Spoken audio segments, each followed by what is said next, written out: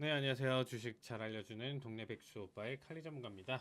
이번 한 주, 자, 일단은, 내용들 한번 좀 정리해서 보도록 하겠습니다. 자, 대명절이 있었는데, 자, 그 사이에 미증시는 쉬지 않고 달려왔습니다. 자, 일단은 먼저 보시면, 자, 엔비디아 지금 현재 16% 넘는 하락을 보여줬고요. 특히나 이제 반도체 관련 전체적인 섹터에서 안 좋은 흐름을 좀 보여줬습니다. 한 주간의 일단 좀 내용 자체 기준이고요. 거기에 따라서 딥시크에 대한 충격 내용 자체를 크게 받아주고 있다고 보시면 될 것 같습니다. 거기에 더해서 마이크로소프트 역시 지금 현재 여기 0.8%써 있는데 6% 넘는 하락까지도 지금 일단은 가져가고 있고 오라클의 낙폭까지 보여주면서 테크놀로지 섹터 전체적인 하방 압력이 좀 있는 모습이고요. 자, 앞에서 애플 같은 경우는 지속적인 하방 압력을 받았었던 만큼 하락했었던 것 대비 지금 현재 반등해주는 모습을 가져가고 있습니다. 특히나 이제 최근 관련 이슈나 내용 자체에서 일단은 조금 피해 가면서 현재 같은 결과값을 만들어졌다라고 보시면 될 것 같고요. 자, 전체적으로 섹터 분위기인데 확실히 테크놀로지 쪽에서 이제 큰 눌림 자체를 가져가고 있고요. 그 외쪽으로 본다면 지금 현재 에너지, 인더스트리얼 그리고 유틸리티마저도 2% 넘는 하락을 보여주고 있습니다. 자, 이번 주 가장 큰 충격을 가져갔었던 내용이었었죠. 자, 딥시크였습니다. 자, AI 스타트업 딥시크인데 오픈 AI 경쟁 모델 R1을 공개를 했습니다. 자, 일단은 얘기로는 600만 달러의 저비용으로 개발을 했는데 정말 뭐 앞에서 AI에 대한 지금 현재 데이터 센터 할 것 없이 천문학적인 금액이 들어가는 것 반면 거기에 따라서 600만 달러 수준의 저비용으로 지금 현재 오히려 챗GPT를 뛰어넘는다라는 얘기까지 나와주고 있다 보니까 시장이 완전히 발칵 뒤집혔죠. 특히나 이제 R1 모델 평가를 하는데 뭐 텍스트 생성, 지시사항 준수 그리고 제이슨 출력 등 기능을 제공을 하고 있고 주요 벤치마크에서 우수한 성능을 입증했다. 대신에 이제 뭐 아시는 분들은 아시겠지만 영어나 뭐 이제 다른 언어로 했었을 때 좀 정치적인 뭐 시진핑 관련 주요 내용이나 이런 부분들은 대답은 하지만 중국어로 인해서 이런 특정 주제나 내용 자체는 한계를 가져가고 있다라는 점 이게 약간 좀 의문점이 될 수는 있는 부분 중에 하나다. 자, 그러면 이렇게 딥시크에 대한 충격 내용 자체가 아마 지금 현재 제 방송을 보시는 분들도 계속적으로 이제 인지는 하셨을 거예요. 그럼 그 사이에 우리가 이제 또 살펴볼 만한 내용 중에 하나가 뭐냐면 우리가 8월에 블랙 먼데이를 거쳤을 때 그때 역시도 일본의 금리 인상에 대한 내용 자체 가져갔었는데 그때 당시에 이제 고용지표 둔화 그리고 미국 경기 침체 우려가 확산이 되면서 오히려 엔캐리에 대한 내용 자체까지 같이 적용이 되면서 시장에 폭락을 가져왔었거든요. 그러니까 엔캐리 자체만으로는 움직이기 힘들었었던 내용인데 나머지가 겹치면서 그 시너지를 크게 가져갔어요. 그러니까 이번 역시도 사실상 지수가 단번에 크게 낙폭을 가져갔었던 이 상황 자체가 단순히 엔캐리 혼자만이 아니고 앞에서 지금 가져갔었던 딥시크에 대한 쇼크 이런 부분들 자체가 엔캐리와 연결되면서 그 시너지를 더 크게 받아줬었다 이렇게 생각하시면 될 것 같아요. 결국에는 엔캐리 청산을 가져간다는 이유 자체가 뭐냐면 기본적으로 금리에 대한 내용 자체가 반대 상황이 되는 상황에서 사실상 더 이상 이득 자체가 없을 거고 이득을 노린다라는 것 자체는 지수가 계속적으로 우상향을 보여줘야 되는데 이런 충격적인 내용들 자체가 맞춰진다라고 하면 사실상 좀 재미가 없는 상황 중에 하나죠. 자, 다음은 이제 당연히 이번 주 FMC 파월 기자회견이 있었는데 자, 금리 동결이었습니다. 자, 인플레이션에 이제 원래 계속적으로 우리가 진전되고 있다라는 내용 자체가 있었는데 이번에 삭제를 했어요. 그래서 시장에서 우려를 가져갈 수 있다라고 생각해서 단순한 문구 정리라고 언급을 했습니다. 자, 데이터에 따라서 지금 일단 향후 금리 결정 좀 강조를 했고 트럼프 관련 뭐 행정부 관련 질문은 지금 좀 회피를 해주는 모습이었습니다. 자, 중요한 내용들 좀 살펴본다라고 하면 지금 현재 어떻게 보면 노동시장 하방 압력 리스크 지금 완화가 됐고 이민자 노동 감소에 대한 데이터는 없어서 기업들로부터 의견을 취합하는 중 이 부분에 대한 어떻게 보면 트럼프 리스크에 대한 내용 자체는 좀 시간 자체가 필요하다라는 얘기를 좀 가져가는 거죠. 데이터가 좀 더 필요하다. 자, 일단은 꼭 2%대까지 기다릴 필요는 없다라고 얘기를 하고 있고요.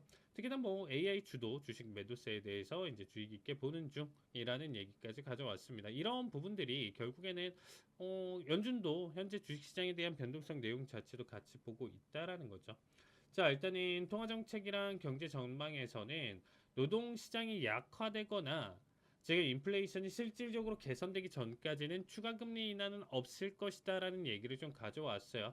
그러니까 지금 얘기를 하는 거는 최대한 지금 현재 시장에 충격을 가하는 내용 자체, 가할 수 있는 부분 자체를 굉장히 지금 어떻게 보면 약화시키면서 어떻게 보면 매보다는 좀 비둘기파적인 내용 자체를 좀 가져왔었다라고 할 수는 있는데 글쎄요. 어쨌든 지금 현재 트럼프에 대한 리스크가 있다 보니까 금리 인하에 대한 내용 자체는 조금 조심스러운 부분은 좀 강하게 있었다라고 저는 생각이 들고 있습니다.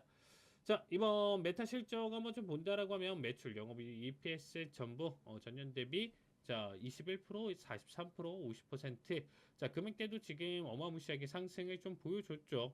이 성장 퍼센트나 내용 자체로 본다라고 하면 자, 일단은 메타 패밀리 앱 일단은 일평균 사용자 수 자체가 10일 평균 33.5 5억 명이에요. 이게 어마무시하거든요. 그러니까 적어도 메타 관련 있는 우리가 이제 별스타그램이라든지 지금 일단 가져가는 이런 앱들 같은 경우가 지금 일단은 전년 대비 5% 상승을 했고요. 광고 노출 수도 지금 연간 11% 상승, 광고 단가 역시도 지금 4분기 14% 연간 10% 상승을 보여주고 있어요. 그래서 이번 메타 실적이나 내용 자체는 어닝 서프라이즈를 좀 가져왔었다로 좀 보시면 될 것 같고요. 테슬라 실적은 조금 애매해요. 일단은 인도량 생산량 자체는 전년 대비 마이너스 1%인데 인도량은 전년 대비 어떻게 보면 3% 상승 흐름 자체를 보여줬습니다. 자, 에너지 스토리지 지금 배치량 자체가 이제 좀 사상 최저치를 좀 기록하고 있는데 글쎄요. 어쨌든 지금 현재에 대한 내용 자체에서는 조금 더 조정이 좀 필요한 순간에서 지금에 대한 내용 자체를 전체 다 긍정적으로 받아주지 못하는 모습입니다.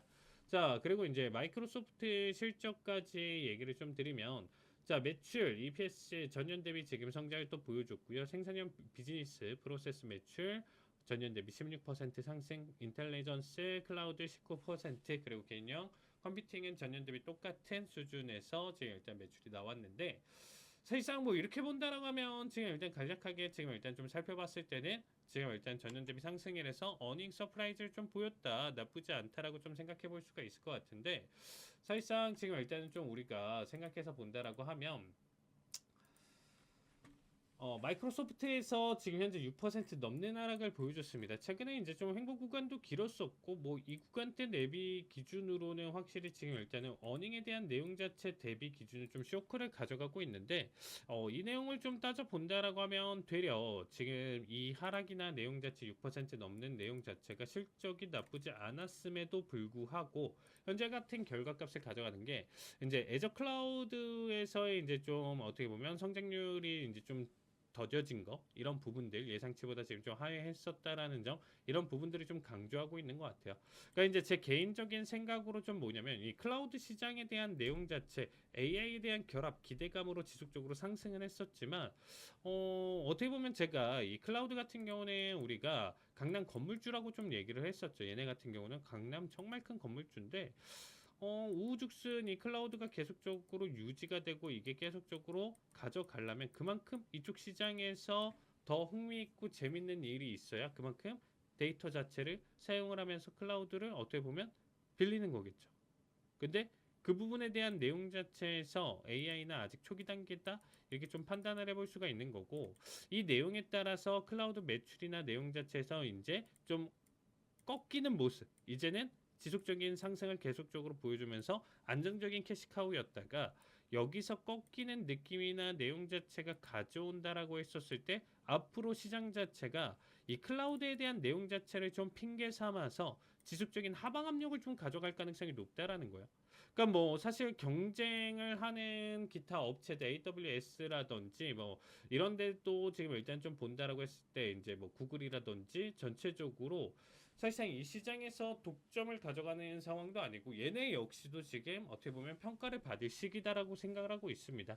그만큼 어떻게 보면 그동안에 사실상 글로벌 헤지 펀드에서 더 이상 이 상승 시장에 대한 어떻게 보면 청산을 할 근본적인 어떻게 보면 명분이 없었어요, 여러분들. 명분이 없었던 만큼 오히려 이 하락장을 끌고 가는 내용 자체가 딥시크가 아니고요. 저는 이 데이터 센터에 대한 내용 자체 의존도 이런 부분들 자체 그리고 데이터 센터 말고 이제 클라우드에 대한 내용 자체로 이제 접근을 하면서 거기에 따라서 이제 나머지 부가적인 내용들까지도 같이 맞아 떨어지면서 시장이 좀 하락을 주도할 가능성이 높다라고 생각하고 있습니다. 그래서 특히나 이제 M7, 특히나 이제 클라우드 쪽에서 비중이 높은 기업들 같은 경우는 지금 굉장히 좀 위험한 시기다라고 조심스럽게 얘기를 좀 드리고 싶습니다. 그래서 관련주 가지고 계신 분들은 조금 계속적으로 지켜보시면서 언제든지 비중 축소 하실 수 있게 준비하시면 좋을 것 같습니다. 자, 이번 주 준비한 내용은 여기까지고요. 다음 주 이 시간에 다시 찾아뵙도록 하겠습니다. 감사합니다.